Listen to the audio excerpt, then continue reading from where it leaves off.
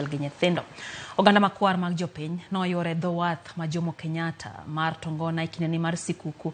Kata kamano thoth gi ywak ni uchumi emodwa ridore ne oganda mathoth. Omiyo ok ginyal bago nyasi kata tiyo gi omenda sasa.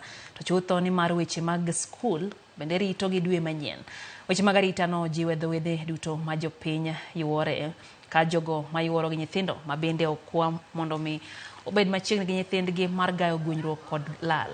Magi timore sechegi ma oganda mathoth timo limbe kaunti ya Mombasa ka giikore ne nyasi mar yawo higa 2025.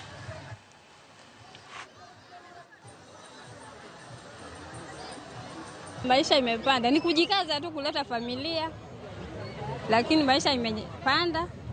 Tunajivinjari kidogo tukibakisha ya school fees pia next year January. Mwaka jana at least uchumi ulikuwa hujafinyika sana, lakini huu uchumi kadri siku zinaenda unaendelea kuwa mgumu. Lakini tunashukuru Mungu kwa sababu tumekuja kwa ajili ya uhai. Hicho ndicho tumekuja kufurahia. Tuko uhai na tuko sawa. Ikiwa tunaona watu ni wengi na maji ni mengi. Kuna wakati tumetoa watoto mwezi wa 8, maji yalikuwa mengi. Tumewatoa saa 10 kwa sababu tunaangalia hatari. Hatutaki ile hatari.